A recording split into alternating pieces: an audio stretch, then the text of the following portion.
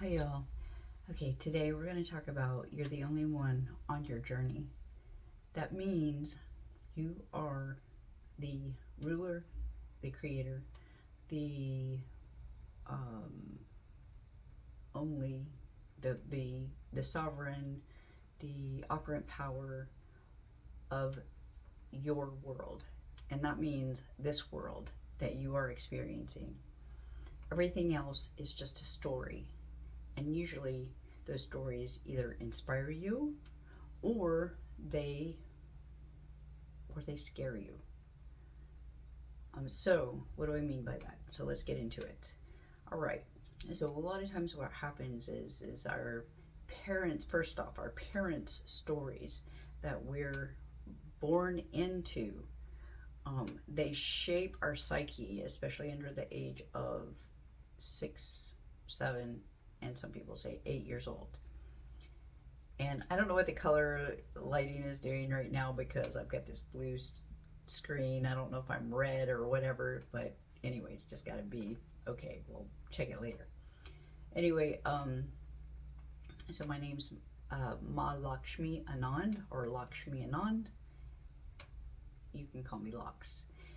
Um, so you're born into a story with your parents and your caregivers, your family and your school and your grandparents, and you look at everything that's going on around you. You hear the news, there's stories about what's going on in the world that you will never see for firsthand yourself, like 99.99999% of it.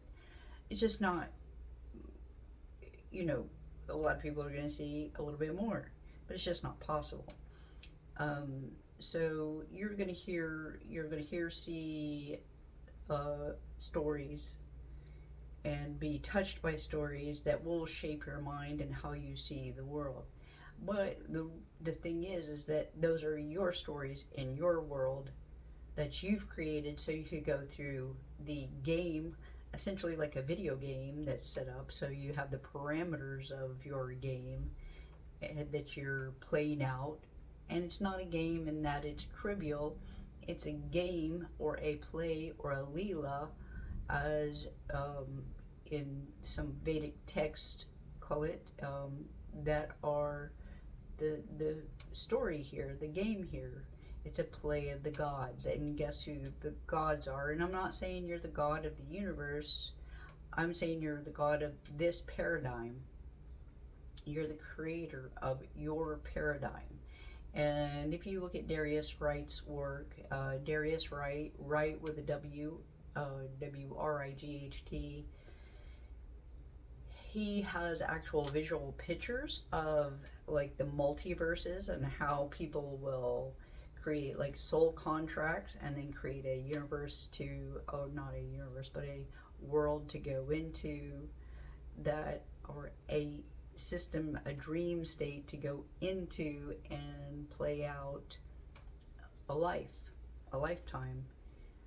And in that we have different versions of of our people in there, just like in the story of the Wizard of Oz, where Dorothy went into a dream state after she got hit on the head in the hurricane or the tornado, actually, in the story, and she was actually in a dream state the whole time, but she went on a journey. That's if you look at my book, that's how I actually use that analogy to talk about the hero's journey, her journey through to the land of Oz to find Emerald City, and she went through the dark forest, etc.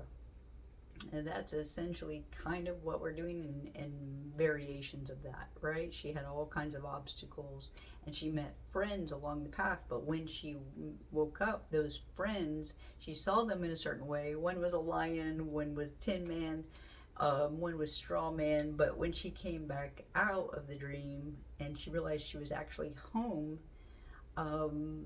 they were just kind of normal people, normal, right? Her friends.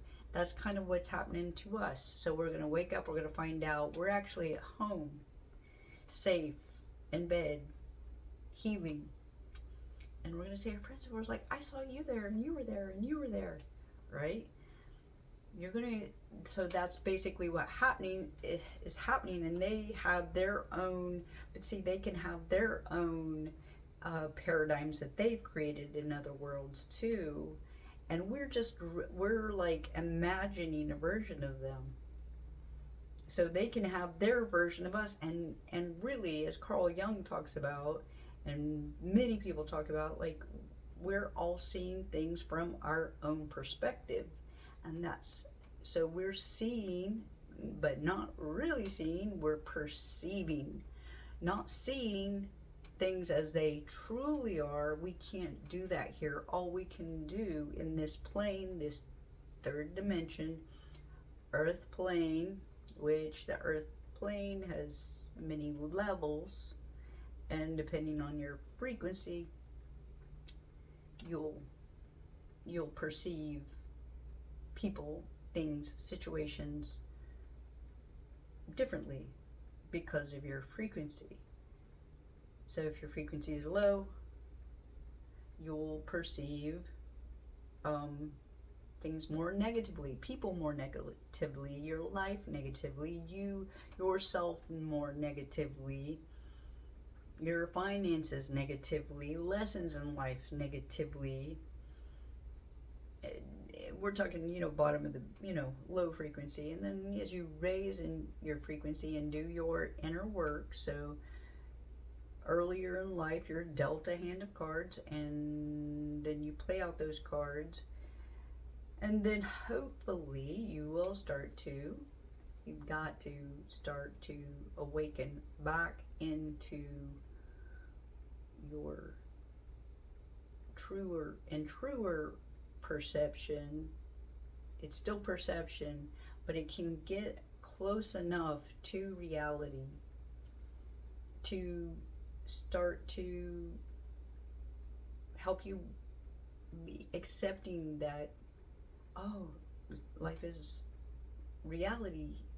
The real reality is real good. It's loving. It's kind. It's helping me to wake up. It's helping me to become a better version of myself, and a more expansive version of myself, more integrated, more loving, more whole, less judgmental,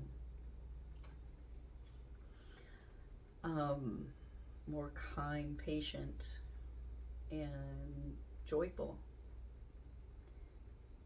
So that's it for now. If you have any questions about some of the things I've mentioned here that I kind of skipped over, please put it in the comments so I know what to explain more in detail in another video.